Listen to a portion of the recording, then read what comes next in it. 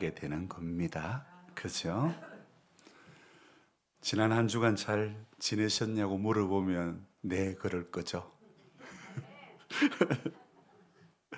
예. 요즘요.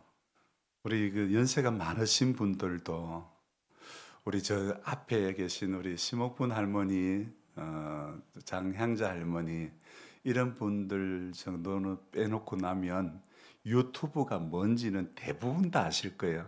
우리 조주순 집사님은 유튜브 못 보시죠? 네. 그러니까 유튜브라 그러면 대부분 다 아실 건데요. 거의 모를 사람이 없을 정도로 대중화가 되어 있는데요. 제가 올린 유튜브 방송만 해도 1,800개가 넘는데요.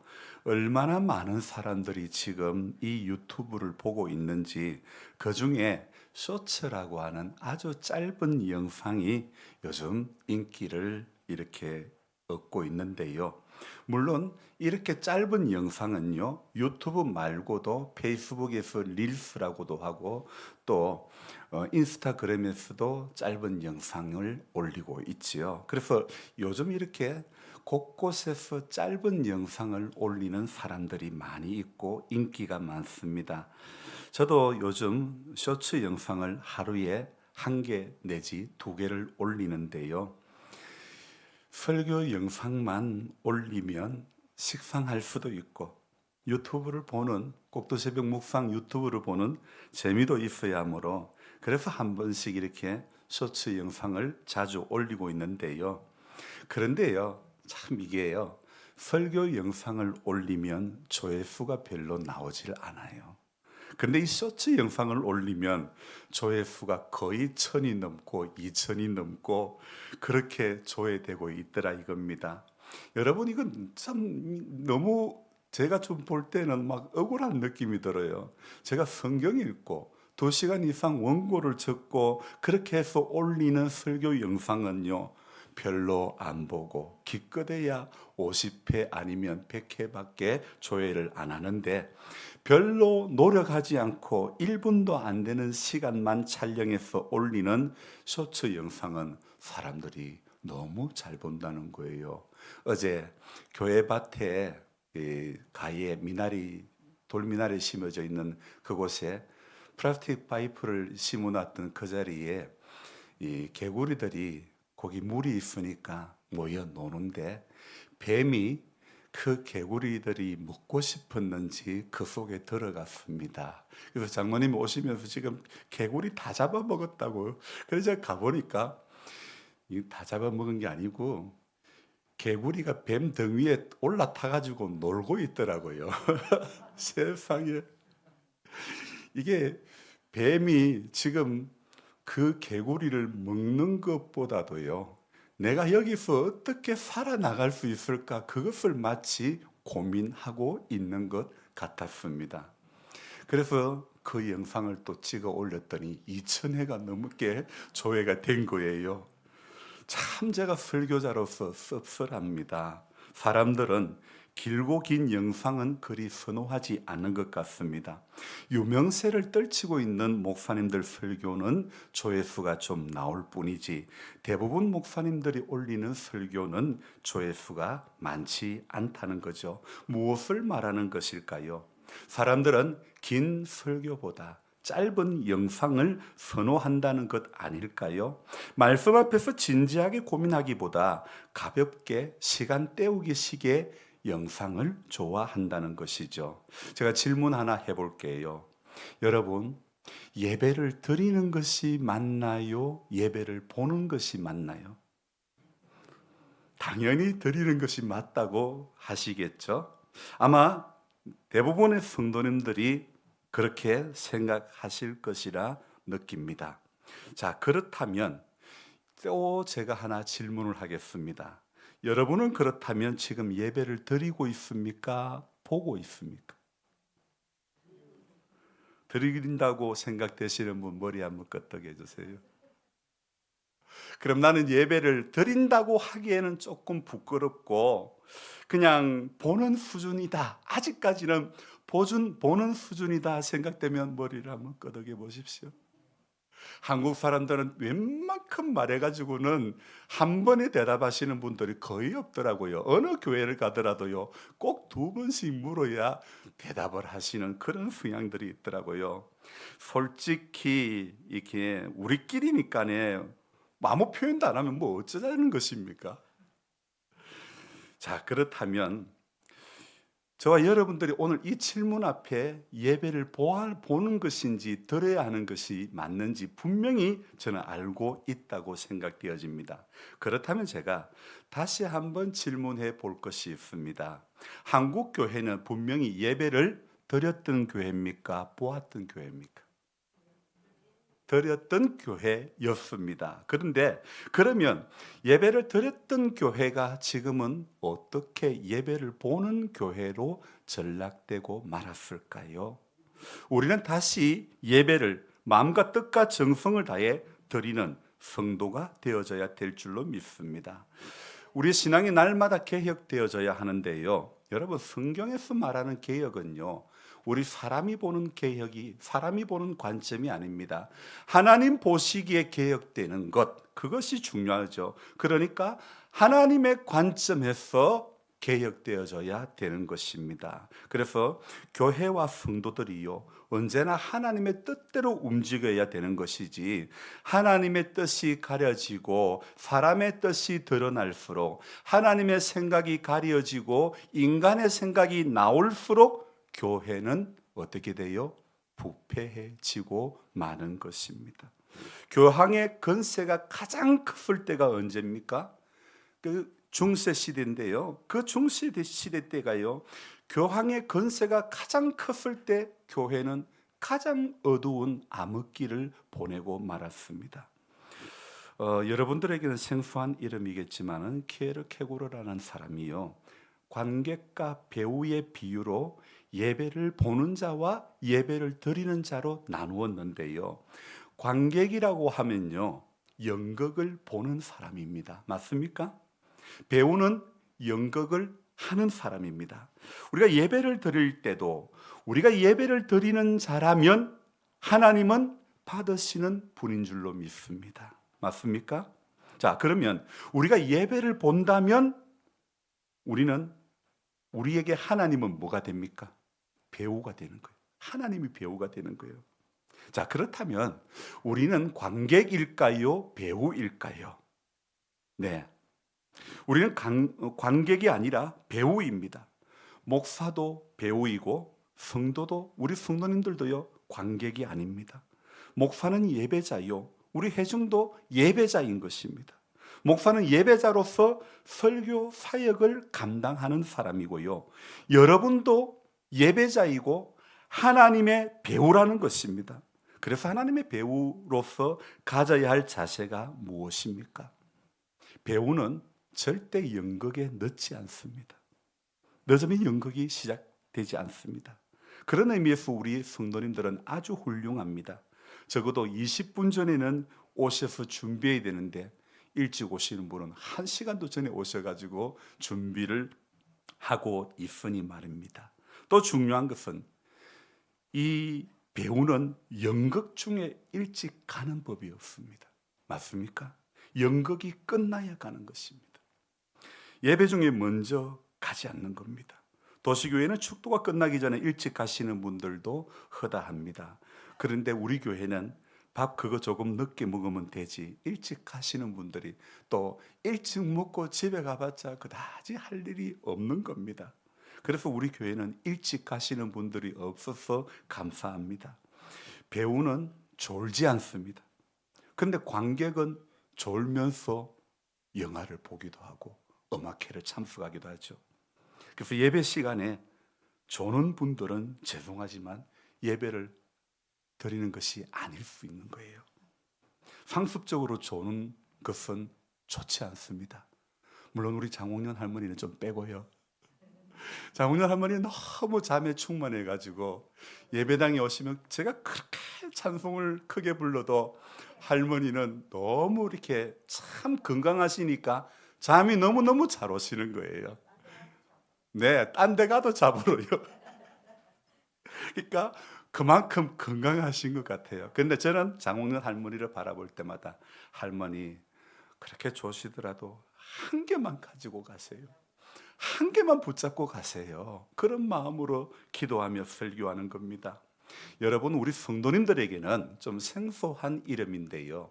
쿰난 공동체라고 있습니다. 이 쿰난 공동체라고 들어보신 분도 있고 생전 처음 들어보신 분들도 있을 터인데요. 이 쿰난 공동체는요, 우리 신약 성경에 예수님 오시기 전에 먼저 오셨던 그분 있죠. 세례 요한이 소속되어 있는 공동체가 바로 쿰난 공동체인데요. 이 쿰난 공동체는요, 예배 시간에 졸았다 그러면요, 한 달 동안 못 나오고 그랬었어요. 엄청나지 않습니까? 여러분, 배우는 관객의 시선을 바라보며 모든 에너지를 다 쏟아붓습니다. 우리 성도님들도요, 예배 시간에 하나님을 바라보며 하나님을 바라본다는 그 마음으로 시선을 목사를 향해 고정을 하시고 내 모든 에너지를 다해서 예배에 전념을 해야 되는 것입니다. 제가 예배 전마다 꼭 하는 것이 있습니다. 무엇일까요? 안경을 꺼내가지고 안경 닦기로 꼭 닦아요. 왜 닦을까요? 원고가 안 보였을까요? 아닙니다.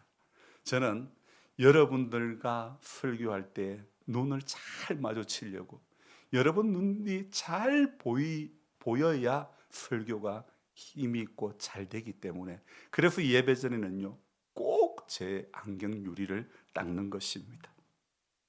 그래서 여러분들 시선도요 꼭 저는 하나님은 아니지만은 하나님의 말씀을 운반하는 사람이니까 여러분이 꼭 시선을 집중해야 되는 것입니다. 예배하는 한 시간은 가장 열정적인 시간이 되어야 됩니다. 현대 교인들이 예배를 드리는 모습을 기록한 책이 있는데요. 김남준 목사님의 예배의 감격에 빠져라는 그 책에 보면요, 현대 교회의 성도들이 예배를 드리는 모습을 아주 천태만상으로 소개를 하고 있는데요. 그 중에 제가 몇 가지를 말씀드린다면, 강단을 응시하고는 있지만 딴 생각에 충만한 파가 있다고 합니다. 시선만 강단, 생각은 출장 중. 그래서 이렇게 딴 생각파가 있고요. 어떤 분은 주보에 밑줄을 그어가면서 주보 틀린 거 교정하는 파가 있다고 합니다. 그리고 어떤 사람은 지난주 헌금했는데 어라 내 이름이 빠졌네, 주보를 교정 보는 파도 있다고 합니다. 그리고 수시로 오늘 목사님 설교가 길어지네, 시계를 보면서 안절부절하는 파도 있다고 합니다. 그리고 어떤 사람은 옆 사람하고 막 적어가면서 쪽지로 대화를 봐라 이렇게 쪽지로 대화하는 그런 파도 있다고 합니다. 어떤 사람은 스마트폰을 몰래 보는 그런 파도 있다고 합니다. 또 어떤 사람은요, 평소에는 성경을 읽고 있지 않다가 예배 드릴 때, 설교할 때 그때 성경을 읽는 파도 있다고 합니다. 어떤 사람은 설교 꼬투리를 잡고 채점하는 파도 있다고 합니다. 그리고 어떤 사람은 처음부터 끝까지 발장을 끼고 구경하는 파도 있다고 합니다. 찬송을 부를 때 입맛 뻥긋뻥긋하는 붕어 파도 있다고 합니다. 어떤 사람은 기도 시간을 틈을 노려가지고 잠깐 잠을 자는 그런 수면파도 있다고 합니다. 또 참 이런 분도 있습니다. 교회마다 다 있습니다. 누가 왔나 안 왔나 두리번 거리는 파도 있다고 합니다. 그래서 인원 체크하는 경비파도 있다고 합니다. 정말이지 천태만상입니다. 혹은 교회에 직분을 안 주면 교회에 안 나오고 직분 주면 오는 감투교인도 있고요. 어떤 분은 인력거 교인도 있다고 합니다. 신방을 가서 사정해야만 나오는 교인, 핑계 교인도 있다고 합니다. 이 핑계 저 핑계. 어떤 사람은 유람선 교인도 있다 합니다. 이 교회 저 교회에 왔다 갔다 하는 교인. 어떤 교인은요 국회의원 교인도 있다고 합니다. 한 가정에서 대표로 한 사람만 나오는 겁니다. 광고 교인도 있다고 합니다. 사업 목적으로 나오는 교인. 참 안타까운 이름들이 아닐 수가 없습니다. 여러분, 진정한 개혁의 시작은 바로 예배수부터 되어지는 것입니다. 구경꾼의 자세가 아니라 예배자로서의 자세로 나아가야 하는 것입니다. 우리 모두는 왕 같은 제사장이라고 말씀하고 있죠. 자, 여기서 제가 중간 질문 또 한 번 더 하려고 합니다. 자, 그렇다면 지금 우리는 예배를 드리고 있습니까? 아니면 예배가 빨리 끝나기를 기다리고 있습니까? 사람들은 은혜가 떨어지면 예배에 빠질 수 있다고 생각합니다. 그러나 예배는 선택이 아니라 예배는 필수입니다. 우리 국민으로서 해야 될 기본적인 의무가 있죠. 어떤 의무? 국방의 의무, 납세의 의무, 교육의 의무. 또 뭐 있죠? 뭐가 있어요? 국방, 납세, 교육. 다 했네요. 이런 전부 이게요, 우리 선택이 아닙니다. 의무이죠. 우리 신앙생활에서 의무를 다할 때 신앙의 기초가 형성이 되는 것이죠. 그래서 의무를 다하는 신앙이 아름다운 겁니다. 남편은 남편으로서의 의무, 아내는 아내로서의 의무, 학생은 학생으로서의 의무, 목사는 목사로서의 의무, 성도는 성도로서의 의무를 다해야 하는 것이죠. 성도는 은혜를 받고 그 다음에 일해야 되는 것입니다. 여러분, 예배를 드릴 때에 시간이 나고 한가할 때 예배를 드리라고 하지 않습니다.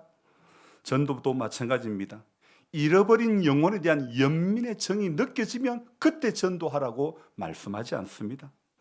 때를 얻든지 못 얻든지 전하라 말씀하지 않았습니까?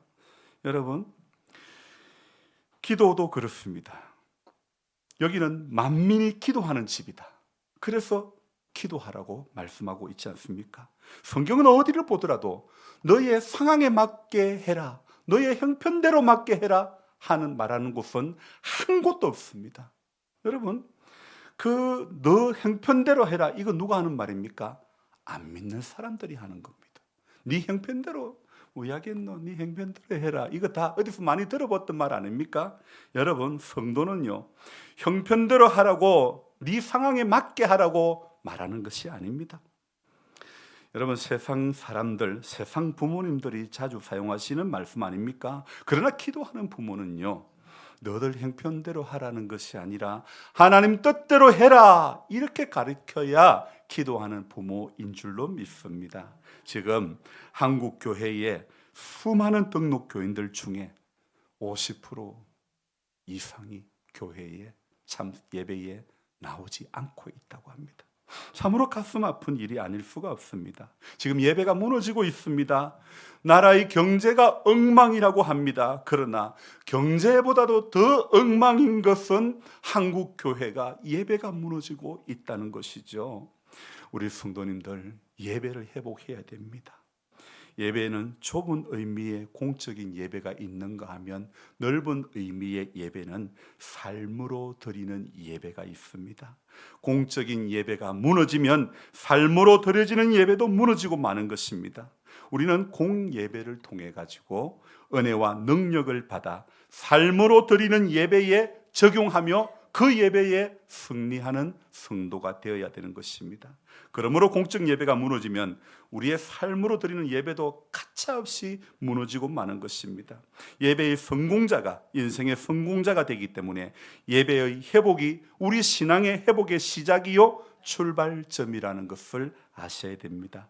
하나님은 지금도 상한 심령의 예배자를 찾고 계십니다. 여러분, 우리 종교 개혁의 원리도요, 크게 세 가지입니다. 오직 믿음, 오직 말씀, 오직 은혜. 여러분, 반드시 성경 앞으로 가시기 바랍니다. 성경 앞에 서지 않고 나는 아무리 바람 불어도 안 흔들린다 말할 수 있는 사람 아무도 없습니다. 그렇게 좋은 동산, 부족함이 없는 동산에서 태초에 사람이, 뱀이 하는 말, 이거 먹으면 눈 밝아진다는 그 말에 그만 흔들리고 말았고 결국은 무너지고 말았습니다. 여러분, 어제 바깥에 있는 그 조그마한 파이프 안에 들었던 뱀도요, 저기만 내려가면 수많은 개구리가 있으니까 내 배는 충분히 채울 수 있을 거야 생각했지만 도리어 자기 꾀에 자기가 죽을 판이 되고 말았죠. 여러분, 우리도 마찬가지입니다. 우리 기도하지 않고 하나님의 은혜 없이는요, 내 꾀에 내가 넘어지고 마는 것입니다. 그래서 성경 없이는 전부 흔들리고 기도 없이는 전부 무너지고 마는 것입니다. 다시 말씀드립니다. 성경 없이는 흔들리고 기도 없이는 무너지고 마는 것입니다. 사랑하는 성도 여러분, 느헤미야가 무너진 예루살렘 성벽을 재건할 때 가장 먼저 복원한 것이 무엇인 줄 아십니까? 양의 문입니다. 그것은 바로 양문, 바로 예배를 향한 문이라는 것입니다. 그것을 가장 먼저 회복했던 것이죠. 예배가 무너지면 우리의 삶도 무너지는 것이기 때문이죠. 우리는 예배를 통해서 우리 모두가 참된 개혁자의 신앙으로 살아가야 하는 것입니다. 하나님은요, 지금도 예배자를 찾는데 참된 예배자를 찾고 계십니다. 성도는 예배를 통해서 하늘의 보화를 발견해야 하는 것입니다. 성경은 말씀하고 있죠. 마태복음 13장 44절에 천국은 마치 밭에 감추인 보화와 같으니 사람이 이를 발견한 후 숨겨두고 기뻐하며 돌아가서 자기의 소유를 다 팔아 그 밭을 사느니라. 자, 여러분 한번 생각해 봅시다. 밭을 갈다가 귀한 보화를 발견한 농부는 자신의 소유를 다 팔아 그 밭을 샀다고 말씀하고 있습니다. 만약에 이 농부가요, 보화를 취하려고 한다면 굳이 그 밭을 살 필요가 있을까요? 자신의 전부를 팔아가지고 그 밭을 살 필요가 있을까요?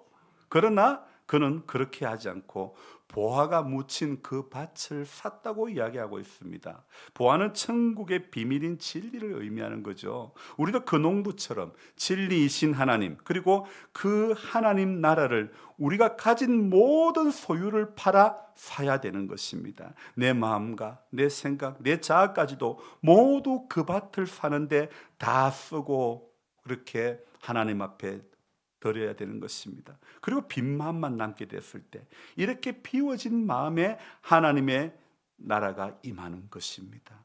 그래서 천국을 비유를 하면서 우리에게 말씀해 주시는 것. 그래서 어제도 제가요, 밭에 나가서 비가 오는데도 불구하고 참깨를 심었습니다. 제게 있어서 밭에 감추인 보화는 무엇일까? 성경은 읽어서 읽히 알고는 있지만 천국은 마치 밭에 감추인 보화와 같은데 내가 오늘 이 밭에서 어떤 보화를 발견할 수 있을까 생각을 해봅니다. 저는 밭에서 땀을 흘리면서 감추어진 진짜 보물 이것을 발견하는 것이 아니라 제가 땀 흘리면서 땀 흘림 속에서 감추어진 보화를 발견하게 되는 것입니다. 서재에서, 책 속에서, 기도 속에서 말씀하시기도 하지만 하나님은 내가 흘리는 땀의 현장 가운데서도 말씀하시는 것입니다. 참깨 3판을 샀습니다. 그런데 심을 때는 어떻게 심느냐? 한 판씩 가지고 가서 심었습니다. 한 판 다 심고 또 와서 한 판 또 싣고 가서 심고 또 다 심고는 또 와서 한 판 심고 가져가서 심고 그렇게 모두 3판을 심었습니다. 3판을 다 심어도 망을 짓고 비닐 깔아 놓은 곳이 얼핏 보기에 아직 한 4판은 더 심어야 될 것 같아. 그 생각이 드는 거예요. 그래서 장에 가서 산다고 샀는데 참깨 모종이 없어가지고 3판 반을 샀어요. 근데 딱 심고 보니까 딱 2줄이 모자라는데 그 반판만 더 있으면 딱 맞는 건데요. 근데 이번에도 마찬가지입니다. 3판 반을 사왔지만 제가 심으러 갈 때는 한 판씩만 들고 가는 겁니다. 왜 그랬을까요? 한꺼번에 많이 가져가서 심으려면 남은 거 쳐다보니 지치고 마는 겁니다. 그래서 한 판만 가져가면 한 판만 심는 것만 집중하면 되기 때문에 한 판씩만 가지고 가면 참 쉽더라고요. 여러분, 사람이 하나님 앞에 나오는 것도요, 예배 시간임에도 은혜를 못 받는 것은 하나님 앞에 나올 때도 너무 많은 것을 가지고 나온다는 거예요. 여러분, 사람들이 대표 기도하는 거 들어보세요. 하나님을 만나려는 마음이 가득한지, 뭔가 기도를 통해서 자신이 이루고자 하는, 드러내고 싶은 마음이 가득한지 온갖 것을 다 가지고 오는 분들이 많다는 겁니다.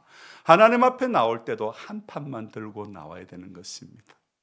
하나만 들고 나오셔야 됩니다. 오직 주님 만나겠다는 그 마음 하나만 가지고 나오시면 되는 겁니다. 우리가 주일마다 밥을 해 먹는데요, 정말 밥에 먹는 것도 중요합니다. 봉사하는 것도 중요합니다. 그러나 그것보다 더 중요한 것은 무엇일까요? 온전한 예배입니다. 온전한 예배가 그 어떤 것보다 더 중요한 줄로 믿습니다. 하나님의 은혜를 사모하며 마지막 마치는 시간까지 최선을 다하며 드리는 예배가 되어져야 될 줄로 믿습니다. 여러분, 우리가 힘들다고 주저앉으면 안 됩니다. 주저앉아버리면 영적으로 그 사람은 절대 성장할 수가 없는 것입니다. 힘들다고 세상의 방법을 취해버리면 그 순간은 어떻게 쉽게 넘어갑니다. 그러나 짧게는 한두 달, 길게는 주님의 목전 앞에서 내가 왜 그랬을까 후회하는 일들이 반드시 생겨나는 것입니다. 빌리 그레함 목사님이 살아 계셨을 때에 평생 150여 개국을 다니며 복음을 전했는데 이분이 후회한 것이 있었답니다. 자기는요, 불신자들이 교회 밖에 있는 줄 알았다는 것입니다. 안타깝게도 불신자들이 교회 안에 있다는 것 뒤늦게 깨달았습니다. 여러분은 예배당 안에 있는 불신자가 되면 안 됩니다. 예배 보는 불신자가 되지 마시기 바랍니다. 안산에 있는 여자 집사님은 예수 믿은 지 그렇게 오래되지 않습니다. 그런데 이 집사님은 매일 새벽마다 자기 교회에 새벽기도 갔다 오고 난 뒤에 제 설교 방송을 들으며 은혜를 받고 있다고 합니다. 불신자였던 이 집사님이 제 친구 장로님을 만나 결혼을 하고 교회에 열심히 나오셔서 집사님이 되셨는데, 처음에는 몇 년간 결혼해서 친구들 만나 한 잔씩 하고 했는데, 그것도 그 만나는 친구가 교회 다니는 친구랍니다. 근데 요즘은 그 친구들을 만나지 않고 새벽에 기도하러 차를 운전해서 10분 거리에 있는 교회에 매일 열심히 기도하러 간다는 것입니다. 생각나는 찬송이 있습니다. 주 예수 내 맘에 들어와 계신 후 변하여 새 사람 되고, 내가 늘 바라던 참빛을 찾음도 주 예수 내 맘에 오시, 주 예수 내 맘에 오시, 주 예수 내 맘에 오시, 물밀듯 내 맘에 기쁨이 넘치는 주 예수 내 맘에 오시. 불신자였던 이 집사님이 남편 때문에 예수님을 믿게 되었고 얼마나 바뀌어 가는지 모릅니다. 여러분, 신앙은 바뀌어 가는 것이 있어야 하는 것입니다. 그저께 새벽에 이 유다서를 읽고 원고를 적다가 이 유다서를 주일날 한 번 더 봐야겠다는 마음이 왔습니다. 왜냐하면 한 장으로 된 이 유다서는 이 시대의 교회들을 너무나 잘 말해주고 있기 때문입니다. 유다서를 기록한 목적이 무엇일까요? 우리 4절을 봅시다. 4절의 말씀에 의하면 유다서를 기록한 목적이 무엇일까요? 교회 안에 가만히 들어온 사람들이 있기 때문이죠. 자, 이것을 우리는 무엇이라고 말하냐면 거짓 교사라고 말합니다. 자, 이 거짓 교사의 특징이 무엇입니까? 4절에 어떤 특징이 나옵니까? 경건하지 아니하며 하나님의 은혜를 도리어 방탕한 것으로 바꾸고 우리 주 예수 그리스도를 부인하는 자라고 말씀하고 있죠. 그리스도인 공동체 안에 있다고 모두가 구원받은 자로서 성령 충만받은 자가 아님을 기억해야 되는 것입니다. 그들 중에도 거룩함을, 경건함을 멸시하는 자들이 있고 또 우리 안에 들어와서 분열을 조장하는 자들이 있는데, 이런 사람들을 이상히 여길 필요가 없다는 거죠. 왜냐하면 그들에게는 우리와 동일한 성령님이 함께 계시지 않기 때문이라는 겁니다. 그렇기 때문에 유다서는 그들을 경계할 것을, 그리고 끝까지 그들과 구분 지어야 됨을 이야기하고 있습니다. 그러므로 저와 여러분들은 우리 항상 깨어 있어서 하나님 앞에, 우리가 하나님 앞에 바로 서 있는 인생, 참된 예배자로 살아가려고 몸부림치는 인생, 성령의 충만함 안에서 살아가는 그런 인생이 되어야 되는 것입니다. 그래서 오늘 이 말씀 보면요, 20절 21절에 너무 귀한 말씀이 나옵니다. 같이 읽어봅니다. 사랑하는 자들아, 너희는 너희의 지극히 거룩한 믿음 위에 자신을 세우며 성령으로 기도하며 하나님의 사랑 안에서 자신을 지키며 영생에 이르도록 우리 주 예수 그리스도의 긍휼을 기다리라. 참 우리에게 부탁하는 말씀이 총 몇 가지가 나옵니까? 20절에서 21절 읽어보면, 첫 번째, 지극히 거룩한 믿음 위에 자신을 세우며 성령으로 기도하며 하나님의 사랑 안에서 자신을 지키며, 그리고 예수 그리스도의 긍휼을 기다리라. 네 가지를 말씀하고 있지 않습니까? 저는 이 네 가지를 우리가 한 가지로 요약한다면 무엇이라고 말할 수 있을까요? 바로 그 한 가지는 하나님의 사랑 안에서 자기 자신을 지켜야 함을 말씀하고 있습니다. 여러분, 그래서 우리가 최종적인 목표는요, 하나님 사랑 안에서 나 자신을 지키는 것, 이거 우리가 끊임없이 해야 될 일인 줄로 믿습니다. 항상 하나님의 사랑 안에 온전히 서 있는 삶을 살아가라고 권면하고 있죠. 그래서 이번 한 주간도 저와 여러분들이 관객이 아니라 하나님의 배우로 하나님을 예배하는 예배자로 살아가기를 원한다면 오늘 거룩한 믿음 위에 자신을 세우며 성령으로 기도하는 인생이 되어져야 될 줄로 믿습니다. 여러분, 내일 새벽 기도회는 좀 자유롭게 하셔야 될 것 같습니다.